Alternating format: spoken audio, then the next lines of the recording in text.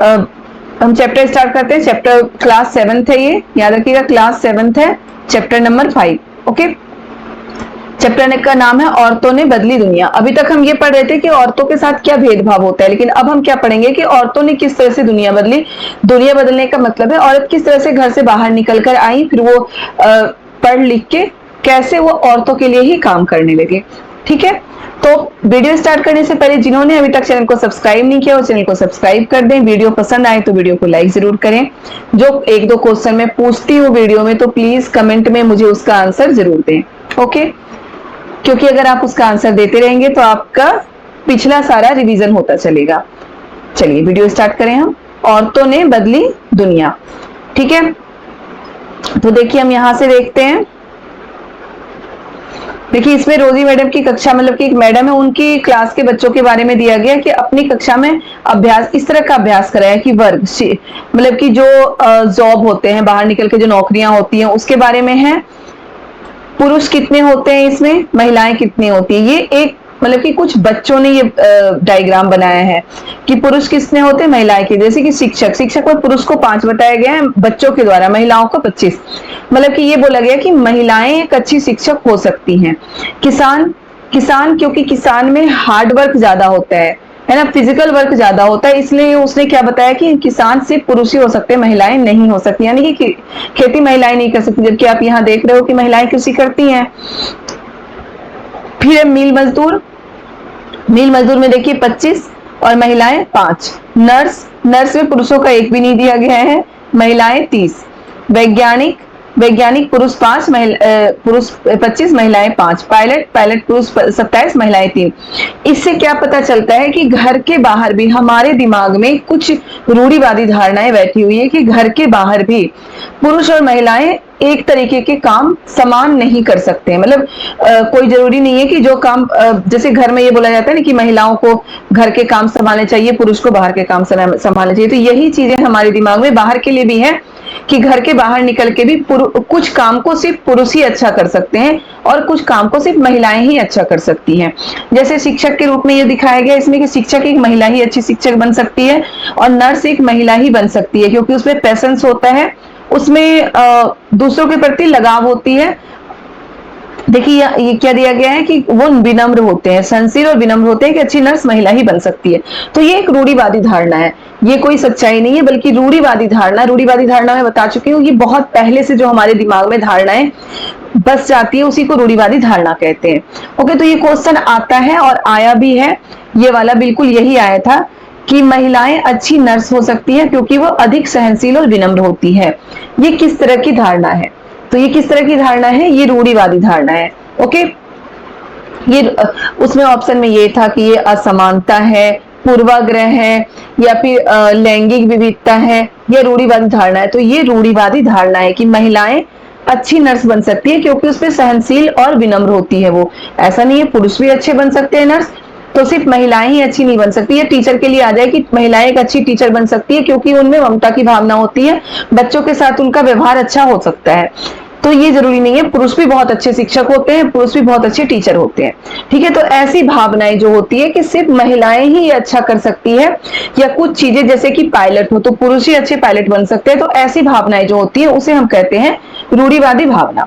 ठीक है, अनेक लोग इस प्रकार की रूढ़िवादी धारणाओं में विश्वास रखते हैं। ठीक है, इस तरह की भावनाएं को क्या कहते हैं, रूढ़िवादी धारणा। बिल्कुल क्लियर कर लीजिएगा, समझ लीजिए कि रूढ़िवादी धारणाएं, पूर्वाग्रह क्या होता है। मैं फिर से रिमाइंड करवा रही हूँ आपको कि पूर्वाग्रह वो होता है कि किसी के लिए दिमाग में नकारात्मक नेगेटिव बात बसा के रखना, वो पूर्वाग्रह होता है। कि किसी के लिए कि वो पूरा समुदाय चोर है, या फिर वो पूरा समुदाय बहुत ही मतलब कि वैसे लोग बहुत ही कंजूस होते हैं, वैसे लोग बहुत ही गंदे रहते हैं, इस तरह की भावना किसी के लिए हमारे दिमाग में होती है, नकारात्मक भावना मतलब गलत भावना, तो वो हमारा होता है पूर्वाग्रह। और रूढ़िवादी धारणा क्या होती है कि दोनों में अंतर करना, कि यही कर सकते हैं पुरुष, यही कर सकते हैं महिलाएं, यही कर सकती है, किसी के लिए भी कि कुछ लोग यही कर सकते हैं, तो वो होता है हमारी रूढ़िवादी धारणा। ठीक है, इससे क्या है, देखिए लड़कियों को डॉक्टर व इंजीनियर बनने के लिए अध्ययन कर, और यही सब कारण क्या है कि लड़कियों को वैसी चीजें सिखाई जाती है जिसमें वो ज्यादा, लड़कियों को ज्यादातर बोला जाता है कि आप बीएड कर लो, आप शिक्षक बन जाओ, टीचर बन जाओ, क्योंकि इसके साथ आप घर भी देख सकते हैं अच्छे से। तो इस तरह की चीजें लड़कियों को बोला जाता है। ठीक है, अब है रूढ़ियों को तोड़ना। अब किस तरह से रूढ़िवादी धारणियों को तोड़ना महिलाएं तोड़ रही है, इस चैप्टर का ही नाम है ना महिलाएं क्या है, देखिए चैप्टर का नाम ही हमारा क्या है, औरतों ने बदली दुनिया। तो किस तरह इस रूढ़िवादी धारणाओं को महिलाएं तोड़ने लगी थी। तो ये आपको दिख रही है, झारखंड की एक महिला है जिसका नाम है लक्ष्मी लाकरा। ठीक है, झारखंड की महिला है जिसका नाम क्या है, लक्ष्मी लाकरा। ये उत्तरी रेलवे की पहली महिला इंजन चालक है, यानी कि महिला उत्तरी रेलवे की पहली महिला रेलवे ड्राइवर बनी है। क्या नाम है इसका, लक्ष्मी लाकरा। और ये कहाँ की है, झारखंड की है, बिल्कुल याद रखिएगा ये झारखंड की है। इनके माता पिता पढ़े लिखे नहीं थे, फिर भी इन्होंने अपनी बेटी को पढ़ाया और रेलवे ड्राइवर बनी है। सबसे पहली रेलवे ड्राइवर कहाँ की, उत्तरी रेलवे की। क्लियर है। अब आगे देखिए, परिवर्तन के लिए सीखना। परिवर्तन के लिए सीखना, इसमें क्या दिया गया, स्टोरी दी गई है कि यहाँ पे देखिए कैसी स्टोरी है कि जेवीएस और अपना 10वीं बोर्ड का परीक्षाफल देखकर खुश हुआ। तो क्या है, हे भगवान जेवीएस, गणित में तुमने सिर्फ 65 लाए, भौतिक शास्त्र में भी तुम्हारे अंक कम है। मुझे पता है माँ, पर कोई बात नहीं, क्योंकि मैं गणित और विज्ञान पढ़ना भी नहीं चाहता हूँ, मैं इतिहास पढ़ना चाहता हूँ।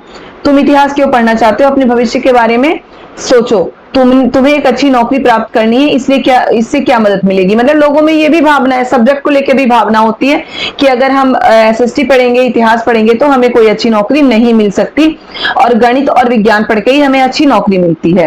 ठीक है, तो ये भी एक रूढ़िवादी धारणा ही है। जबकि हम अगर सोशल साइंस, आप सारे जो मेरा वीडियो देख रहे हैं सभी एसएसटी वाले हैं, तो हमारे पास बहुत सारे ऑप्शन होते हैं ना, बहुत सारे ऑप्शन होते हैं। तो ऐसा कहीं नहीं है कि इतिहास या सोशल साइंस पढ़ के हमें अच्छी नौकरी नहीं मिलेगी और गणित और मैथ पढ़ने वालों को अच्छी नौकरी मिल जाती है। ठीक है, तो इसमें यही दिया गया कि उस पर प्रेशर डाल रहा है कि तुम लड़के हो, इसलिए तुम बेटे गणित ले लो, साथ के साथ कंप्यूटर भी सीख लेना, कंप्यूटर सीखने से नौकरी आसानी से मिल जाती है। मतलब ये बोला गया कि तुम्हें आगे चल के नौकरी करनी है तो तुम इन सब चीजों को सीखो। देखिए आगे क्या दिया गया है, परिवर्तन के लिए क्या था, पहले के जमाने में क्या था, स्कूल जाना आपके लिए बहुत महत्वपूर्ण हिस्सा है, लेकिन पहले के जमाने में क्या था, लड़कियों को स्कूल नहीं जाने दिया जाता था। लड़कियों को मतलब कि पढ़ना पहुंच के बाहर बताया, स्कूल जाना और पढ़ना पहुंच के बाहर की बात ही अनुचित बात भी मानी जाती थी। पहले क्या होता था कि पढ़ना तो अनुचित बात मानी जाती थी कि लड़कियों को पढ़ना ही नहीं चाहिए, पढ़ना बहुत ही गलत चीज है, पढ़ने से लड़कियां बिगड़ जाती हैं। यहाँ तक माना जाता था कि शादीशुदा महिलाएं अगर पढ़ेंगी तो वो विधवा हो जाएंगी। ठीक है, इस तरह की बातें पहले के जमाने में, इस तरह की रूढ़िवादी धारणाएं थी जो धीरे धीरे अब खत्म हो गई हैं। ठीक है, और फिर क्या होता था, बच्चे वही काम सीखते थे जो उनके परिवार में होता था और उनके बुजुर्ग करते थे। देखिए उन समाजों में जहां लड़कों को पढ़ना लिखना सिखाया जाता था, लड़कियों को अक्षर तक सीखने की अनुमति नहीं थी। पहले के समाज में यही था कि लड़कियों को अक्षर तक यानी कि क ख ग घ सीखने की भी अनुमति नहीं थी और लड़कों को पढ़ाया लिखाया जाता था। 19वीं शताब्दी में शिक्षा के बारे में कई नए विचारों ने जन्म लिया। ठीक है, जब 19वीं शताब्दी में क्या हुआ था, लगभग 200 वर्ष पूर्व शिक्षा के बारे में कई नए विचारों ने जन्म लिया।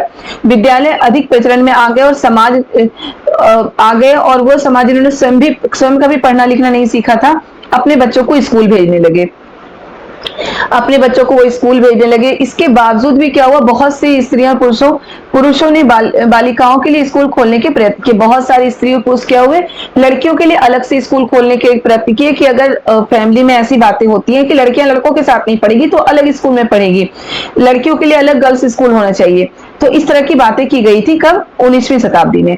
ओके, अब देखिए यहाँ पे दिया गया है, राज सुंदरी देवी का अनुभव पढ़े, जो 200 वर्ष पूर्व पश्चिमी बंगाल में पैदा हुई थी। ये राज सुंदरी देवी हैं जो कहां पैदा हुई थी, पश्चिमी बंगाल में पैदा हुई थी।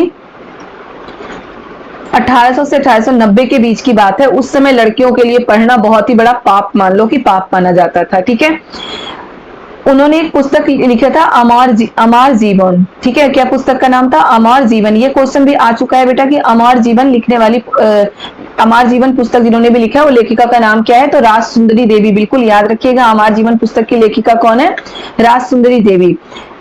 उनकी आत्मकथा है अमर जीवन, वो अपने बारे में उसमें लिखती थी। वो क्या करती थी, उन्होंने अपनी शादी के बहुत समय बाद स्वयं ही छुप छुप कर पढ़ना लिखना सीखा। वो स्वयं ही छुप छुप कर पढ़ना लिखना सीखती थी। वो क्या करती थी, उनके 2 बेटे, मतलब उनके बेटे थे, बड़ा बेटा अभी अक्षर सीख रहा था तो उसका पांडुलिपि के एक पेज छुपा के रख ली थी। उस समय क्या था, महिलाओं के हाथ में अगर पांडुलिपि की या किसी भी वैसी चीज, पढ़ने वाली चीजों के अगर पेज भी दिख जाए तो भी वो बहुत बड़ा पाप माना जाता था, बहुत बड़ी गलती मानी जाती थी। ठीक है, तो वो उसने क्या किया कि उसके पेज छुपा के रख लिए। उसने एक सपना देखा था कि वो चैतन्य भगवान, देखिए मैं चैतन्य भागवत पढ़ रही हूँ। उन्होंने एक दिन सपना देखा कि मैं चैतन्य, पहले तो उनके मन में भावना थी पढ़ने की, लेकिन फिर वो अपने ही खिलाफ हो गई, अपने मन में अपने खिलाफ हो गई कि जब लड़कियों को पढ़ने की अनुमति नहीं है तो मैं भी नहीं पढ़ सकती। लेकिन एक दिन उन्हें वो स्वप्न आया कि मैं चैतन्य भागवत, एक संत का जीवन है, पढ़ रही हूँ। तो वो सपने जब आया, और दूसरे दिन वो क्या सुनती है कि उसके पति बोल रहे हैं कि चैतन्य भागवत की पुस्तक मैं यहाँ रख के जा रहा हूँ, अपने बेटे को ये कमरे में दे जाना। ठीक है, तो वो क्या करती हैं, जब वो कमरा खाली हो जाता है, पुस्तक रख दी जाती है, तो उसमें से एक पेज निकाल लेती है, चैतन्य भागवत की पुस्तक से एक पांडुलिपि का पेज निकाल लेती है। और उनका पुत्र भी ताड़ पत्र की पांडुलिपि पे लिखना सीख रहा था, बड़ा बेटा उनका लिखना सीख रहा था, अक्षर लिखना सीख रहा था, उनसे भी एक पेज निकाल लेती है। फिर वो रात के अंधेरे में वो क्या करती थी, देखिए जब मौका मिलता मैं जाती और उन पन्ने के अक्षरों का मिलान अपने याद किए गए अक्षरों से करती। जब भी मौका मिलता, मतलब घर के काम से इतने बिजी रहते थे कि कभी कभी उन्हें पूरे दिन आराम करने का टाइम नहीं मिलता था कि वो बैठ के भोजन भी कर सके। उसके बाद भी उनमें पढ़ाई की इतनी लगन थी कि उन्हें जब भी मौका मिलता था वो बीच में जाती थी और उन अक्षरों को मिलान करके, और कुछ अक्षर जो वो सुनती थी, पूरे दिन पढ़ना लिखना सीखती थी। और सोच लीजिए कि इस तरह चोरी छुपे पढ़ के वो इतनी विद्वान बन गई कि उन्होंने अपनी एक पुस्तक लिख डाली। राज सुंदरी देवी के अक्षर ज्ञान ने उन्हें चैतन्य भागवत पढ़ने का अवसर दिया। अब क्या हुआ, इस तरह क्या हुआ कि चैतन्य भागवत पढ़ने का भी अवसर मिल गया उन्हें। चैतन्य भागवत पढ़ने का अवसर क्यों मिला, क्योंकि वो इस तरह ही चोरी छुपे पढ़ के इतनी अनुभवी और इतनी विद्वान बन गई। ठीक है, तो याद रखिएगा इसमें यही है, राज सुंदरी देवी अमर जीवन किसके द्वारा लिखी गई है, राज सुंदरी देवी के द्वारा लिखी गई है। ठीक है, स्टोरी जो थी, मैं स्टोरी आपको बता चुकी हूँ किस तरह से पढ़ रही थी। वो ये आ सकता है कि राज सुंदरी देवी के जो भी जीवनी थी उससे आपको क्या लगता है कि उससे महिलाओं के साथ किस तरह का भेदभाव होता। तो रूढ़िवादी धारणाएं थी कि महिलाएं पढ़ेंगी तो ये हो जाएगा वो हो जाएगा, इसलिए महिलाओं को पढ़ने नहीं दिया जाता था। ठीक है, अब देखिए रुकैया शेखावत हुसैन। रुकैया शेखावत हुसैन का क्या है कि ये एक मुस्लिम परिवार की महिला थी और धनी परिवार की महिला थी। उन्हें उर्दू पढ़ना आता था, लेकिन साथ के साथ वो बांग्ला और अंग्रेजी सीखना चाहती थी। उर्दू पढ़ना आता था लेकिन वो क्या बांग्ला और अंग्रेजी सीखना चाहती थी। और उस समय अंग्रेजी को ऐसी भाषा के रूप में देखा जाता था कि लड़कियों के सामने नए विचार रखती थी। मतलब अंग्रेजी को ऐसी भाषा के रूप में देखा जाता था कि लड़कियों के सामने नए विचार, यानी कि इससे लड़कियां बिगड़ सकती है, जो मैं आपको ऊपर बता चुकी हूँ। लेकिन क्या हुआ, रुकैया ने अपने बड़े भाई और बहन के सहयोग से बांग्ला और अंग्रेजी पढ़ना लिखना सीखा। भाई और बहन के सहयोग से पढ़ना लिखना सीखा, स्कूल नहीं गई थी, आप यहाँ भी देख सकते हैं। 1905 में जब वो केवल 25 वर्ष की थी तब अंग्रेजी भाषा के कौशल का अभ्यास करने के लिए उन्होंने एक उल्लेखनीय कहानी लिखी जिसका शीर्षक था सुल्ताना का सपना। तो ये क्वेश्चन भी कई बार आ चुका है कि सुल्ताना का सपना लिखने वाली महिला कौन थी, तो रुकैया शेखावत। याद रखिएगा, रुकैया शेखावत थी जिन्होंने अपनी मतलब की एक स्टोरी लिखी थी सुल्ताना का सपना। ठीक है, 1910 में उन्होंने कलकत्ता में लड़कियों के लिए स्कूल खोला जो आज भी कार्य कर रहा है। ये क्वेश्चन भी आता है कि लड़कियों के लिए सबसे पहला स्कूल जो कलकत्ता में खोला गया था किसने खोला था, तो रुकैया शेखावत ने खोला था 1910 में। क्लियर है। अब चलिए आगे हम देखते हैं क्या है वर्तमान समय में शिक्षा और विद्यालय। यानी कि वर्तमान समय में शिक्षा और विद्यालय क्या है तो हम बहुत अच्छे से जानते हैं। वर्तमान समय में बहुत सारी लड़कियां स्कूल जाती हैं और विद्यालय में सबके साथ बैठती है। कोएड स्कूल भी है, लड़कियों के लिए सेपरेट स्कूल भी है, सब हर तरीके के स्कूल हैं। लड़कियां स्कूल जाती हैं, पढ़ती हैं, लेकिन फिर भी लड़कियों के जो स्कूल छोड़ने की लड़कों से तुलना में लड़कियां ज्यादा स्कूल छोड़ती हैं, मतलब बीच में पढ़ाई वो छोड़ देती हैं। इसके कई रीजन हो सकते हैं। परिवार की आर्थिक स्थिति हो सकती है, या फिर कई बार क्या करते हैं कि लड़कियां 10th 12th में गई, उनकी शादी कर दी जाती है, तब भी उन्हें स्कूल छोड़ना पड़ता है। परिवार की आर्थिक स्थिति हो सकती है, बहुत सारे रीजन इसमें हो सकता है। देखिए, और यहाँ पे जनगणना की बात की गई है कि भारत में ये सारी चीजें पता कैसे चलती है, जनगणना से, याद रखिएगा। और भारत में हर 10 वर्ष में जनगणना की जाती है। याद रखिएगा बिल्कुल, कितने वर्ष में भारत में जनगणना की जाती है, हर 10 वर्ष में, यानी कि 10 साल में, 10 ईयर में, हर 10 वर्ष में भारत में जनगणना की जाती है। और इस जनगणना में क्या होता है, पूरे देश की जनसंख्या की गणना की जाती है। सिर्फ जनसंख्या की गणना नहीं की जाती कि कितने लोग हैं, कितने लड़के और कितनी लड़कियां हैं, इसकी गणना नहीं की जाती। हर चीज की आयु, पढ़ाई, उनके द्वारा किए जाने वाले काम, हर चीज की गणना की जाती है। परिवार में कितने लोग जॉब में है, कितने लोग बेरोजगार हैं, तो हर चीज की गणना किसमें की जाती है, जनगणना में। ठीक है, देखिए क्या है, भारत में रहने वालों के जीवन के बारे में विस्तृत जानकारी एकत्रित होती है। कहाँ से? जनगणना से। ये क्वेश्चन भी आ सकता है कि भारत में रहने वाले लोगों के जीवन के बारे में विस्तृत जानकारी कहाँ से एकत्रित होती है? तो कहाँ से होती है? जनगणना से एकत्रित होती है विस्तृत जानकारी। अब क्या क्या जानकारी मिलती है? उनकी आयु, पढ़ाई, उनके द्वारा किए जाने वाले काम, ये सारी चीजें कहां से एकत्रित होती है? जनगणना से मिलती है, लोगों तक पहुंचती है। इस जानकारी का इस्तेमाल हम अनेक बातों के आकलन के लिए करते हैं, जैसे शिक्षित लोगों की संख्या तथा स्त्री और पुरुषों का अनुपात। अब देखिए 1961 की जनगणना के अनुसार सब लड़कों और पुरुषों का 40% शिक्षित था। ठीक है, 1961 की जनगणना के अनुसार क्या हुआ था कि पुरुषों में 40% पुरुष शिक्षित थे। ठीक है, और इसकी तुलना में महिलाएं कितनी शिक्षित थी? 15%। देख रहे हैं महिलाओं का परसेंटेज बहुत ही कम है कि महिलाएं 15% ही शिक्षित थी और पुरुष 40% शिक्षित थे। कम 1961 में, क्योंकि उस समय ज्यादा पुरुष कहाँ पे इन्वॉल्व थे? कृषि में। 75% हमारी जो आबादी थी वो कृषि पर निर्भर थी। अब 1961 के बाद 2011 की जनगणना की बात की गई है, तो 2011 की जनगणना में क्या हुआ था? 82% पुरुष शिक्षित थे और 65% महिलाएं शिक्षित थी। अभी भी महिलाओं का अनुपात कम है, 50% से थोड़ा ही ज्यादा है महिलाओं का अनुपात। अभी भी क्या है? पुरुषों की शिक्षा का अनुपात ज्यादा है और महिलाओं की शिक्षा का अनुपात कम है। इसके कारण अभी भी बता चुकी हूँ कि क्या होता है कि महिलाएं कई बार विद्यालय छोड़ देती हैं। देखिए ये दिखाई गए, बीच में ही विद्यालय छोड़ देते हैं महिलाएं। क्या होता है? बीच में ही विद्यालय छोड़ देती है। और इनमें से सबसे ज्यादा संख्या किनकी होती है? अनुसूचित जाति और अनुसूचित जनजाति की जो महिलाएं होती हैं, लड़के और लड़कियां दोनों ही शामिल है इसमें, दोनों को विद्यालय छोड़ने की संख्या ज्यादा है। इसका कारण क्या है? इसका कारण ये क्या है कि अगर वो किसी इंटीरियर जगह में रहते हैं, मतलब ऐसे जगह में रहते हैं जहां पास में स्कूल कॉलेज नहीं है, तो लड़कियां जैसे ही बड़ी होने लगती है तो क्या किया जाता है कि भाई दूर है स्कूल कॉलेज, तो लड़कियों के लिए जाना आना संभव नहीं है, तो इसके स्कूल छुड़वा दो, वो स्कूल छोड़ देती है। लड़कों के साथ क्या होता है? अगर वो गरीब फैमिली के हैं, वैसे मजदूर फैमिली है, तो उनके साथ क्या होता है कि अब इनके पढ़ लिख के ये क्या करेंगे? इन्हें काम में लगा दो, ये होता है। फिर वो काम में लग जाते हैं, मजदूरी में लग जाते हैं, तो उस कारण भी वो स्कूल को मतलब कि स्कूल छोड़ देते हैं। देखिए संभवतः आपने ऊपर दी गई तालिका में इस बात पर ध्यान दिया होगा कि सब लड़कियों की श्रेणी की तुलना में अनुसूचित जाति, अनुसूचित जनजाति की लड़कियों की स्कूल छोड़ने की अधिक है। याद रखिएगा, ये कई बार आता है कि कौन सी श्रेणी स्कूल छोड़ने, मतलब किस श्रेणी के लड़के या लड़कियां मतलब स्कूली शिक्षा पूरी नहीं कर पाते हैं पूरी अच्छे तरीके से। ज्यादातर लड़के और लड़कियां, सारे तो नहीं है, ज्यादातर, और अब तो कमतर है, क्योंकि अब तो ज्यादा पढ़ाई करते हैं, बहुत कम 1% 2% ही होते हैं जिनको स्कूल छोड़ना पड़ता है। ठीक है, देखिए मुस्लिम लड़कियां स्कूल में लगभग 3 वर्ष रह पाती हैं, जबकि अन्य समुदायों के लड़के स्कूल में 4 वर्ष रह पाती हैं। मुस्लिम लड़कियों की भी संख्या स्कूल छोड़ने में ज्यादा है, मतलब मुस्लिम जो लड़कियां होती है वो भी स्कूल पूरी पढ़ाई नहीं कर पा रही है इस तालिका के अनुसार।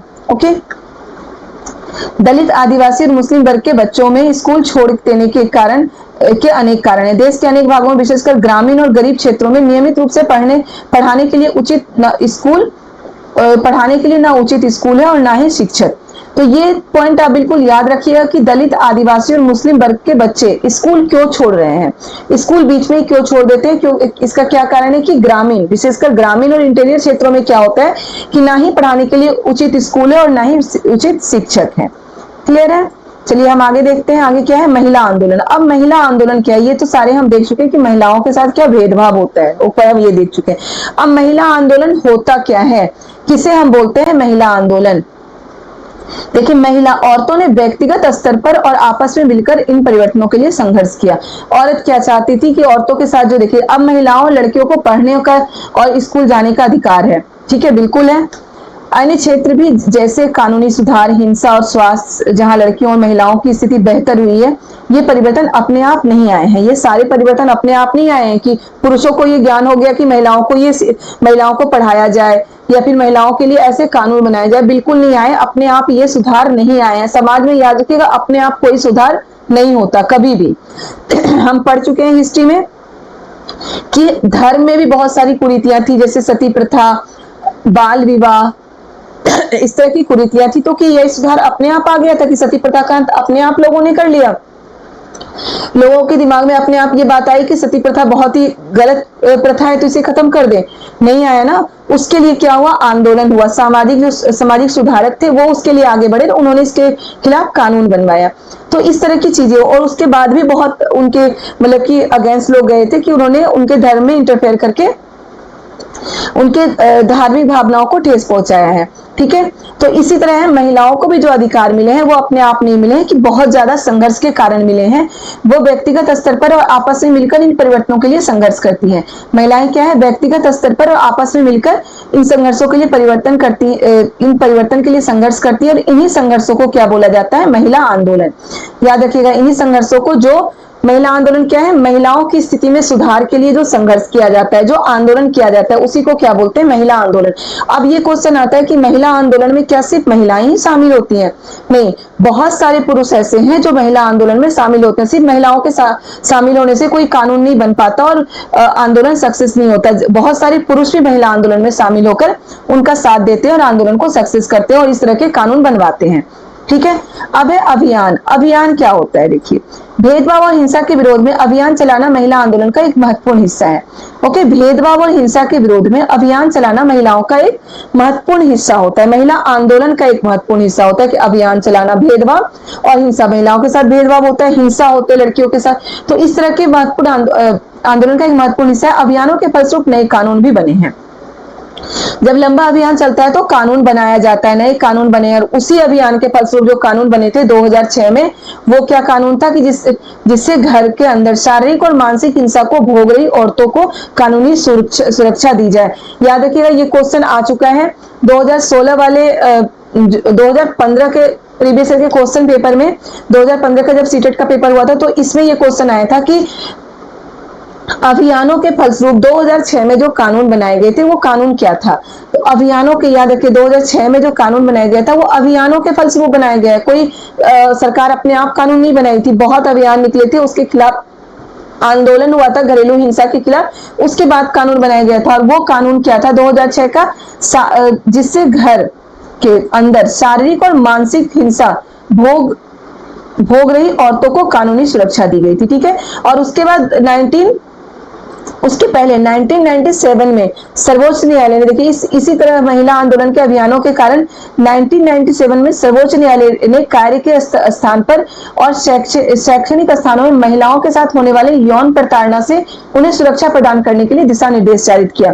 तो याद रखिएगा, 1997 में सर्वोच्च न्यायालय ने दिशा निर्देश जारी किया था, किस लिए, महिलाओं के सपोर्ट में किया था, किस लिए कि कार्य के स्थान पर, ये क्वेश्चन भी आ चुका है बेटा, कार्य के स्थान पर और शैक्षणिक संस्थानों में महिलाओं के साथ जो यौन प्रताड़ना होती है, महिलाओं के साथ जो गलत व्यवहार होता है, उनसे सुरक्षा पाने के लिए, उससे सुरक्षा पाने के लिए महिलाओं दिशा निर्देश जारी किया था 1997 में, सर्वोच्च न्यायालय के लिए दिशा निर्देश जारी हुआ था।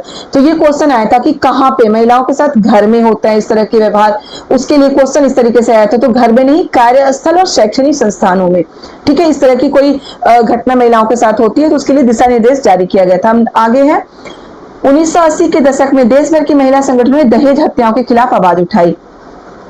अब 1980 के दशक में क्या हुआ, पहले क्या होता था, बहुत महिलाओं को दहेज के कारण मार दिया जाता था, पैसे की मांग की जाती थी, किसी के पेरेंट्स नहीं दे पाते थे उतना पैसा, शादी होने के बाद भी बार बार दहेज की मांग की जाती थी, नहीं दी जाते थे, तो मतलब कि औरतों को मार दिया जाता था, जला के किसी भी तरह से मार दिया जाता था, और उसके लिए लोग लंबा केस लड़ते थे और फाइनली कुछ नहीं होता था। जो फैमिली वाले होते थे, उनको जो मारने वाले होते थे, उनका कुछ भी नहीं कर पाते थे वो। लेकिन 1980 के दशक में देश भर की महिला संगठनों ने दहेज हत्याओं के खिलाफ आवाज उठाई। ठीक है, दहेज हत्याओं के खिलाफ आवाज उठाई। नवविवाहित युवतियों को उनके पति और ससुराल के लोगों द्वारा दहेज के लालच में मौत के घाट उतार दिया जाता था। महिला संगठनों द्वारा इस बात की कड़ी आलोचना की गई कि कानून अपराधियों का कुछ नहीं कर पा रहा है। इस मुद्दे पर महिलाएं सड़कों पर निकल आई, उन्होंने आंदोलन के अदालत के दरवाजे खटखटाए, आपस में अनुभव और जानकारियों का आदान प्रदान किया। अंततः ये समाज का एक बड़ा सार्वजनिक मुद्दा बन गया और अखबारों में छपने लगा। ठीक है, महिलाएं इसके लिए आंदोलन करने लगी, तभी तो एक सार्वजनिक मुद्दा बना और अखबारों में छपने लगा। दहेज से संबंधित कानून को बदला गया ताकि दहेज मांगने वाले परिवार को दंडित किया जाए। ओके, और इसी कारण क्या हुआ, दहेज से संबंधित कानून को बदला गया। 1980 में यह आंदोलन स्टार्ट हुआ था और उसी आंदोलन के कारण दहेज से संबंधित कानून था उसको बदला गया। और दहेज मांगने वालों को दंडित किया गया। अब देखिए क्या होता है, महिला आंदोलन चलता क्या है। सबसे पहले उन्हें जागरूक करना जरूरी है, महिलाओं को जागरूक करना जरूरी है कि हमारे साथ गलत हो रहा है। महिलाओं को जब ये एहसास ही नहीं होगा कि हमारे साथ कुछ गलत हो रहा है तो फिर वो आंदोलन ही नहीं करेंगी, वो अपने लिए कानून ही नहीं बनवाएंगी। क्या औरतों के अधिकारों के संबंधों में समाज में जागरूकता बढ़ाना भी महिला आंदोलन का एक प्रमुख कार्य है। ठीक है, महिला आंदोलन का ये भी एक प्रमुख कार्य है कि औरतों को क्या अधिकार है उसकी जागरूकता बढ़ाना। बहुत सारी महिलाएं ऐसी हैं जिन्हें अपने अधिकारों के बारे में पता ही नहीं है कि उन्हें लोकतंत्र में क्या अधिकार मिला हुआ है, तो वो अधिकार के बारे में जागरूकता बढ़ाना। दूसरा है विरोध करना। ठीक है, महिला आंदोलन का ये भी एक पार्ट है विरोध करना। जब महिलाओं के हितों का उल्लंघन होता है, जैसे किसी कानून अथवा नीति द्वारा, तो महिला आंदोलन ऐसे उल्लंघनों के खिलाफ आवाज उठाता है। ठीक है, आवाज उठाती है। वो किस तरह से आवाज उठाती है? रैली निकाल के, प्रदर्शन करके, तो इस तरह से आवाज उठाती है। इसका मतलब है विरोध करना। रैली और प्रदर्शन के द्वारा हम अपने खिलाफ हो रहे किसी भी काम का विरोध कर सकते हैं। उसके बाद है बंधुत्व व्यक्त करना। बंधुत्व व्यक्त करना, न्याय के अन्य मुद्दों वो औरतों के साथ बंधुत्व व्यक्त करना भी महिला आंदोलन का एक हिस्सा है। बंधुत्व मतलब भाईचारे का भावना व्यक्त करना भी महिला आंदोलन का एक हिस्सा होता है। ठीक है, तो ये चैप्टर हमारा हो चुका है बेटा, ये चैप्टर नंबर 5 है। चैप्टर नंबर 6, 7, 8 हमारे रह गया, 7th में वो कराऊंगी। और साथ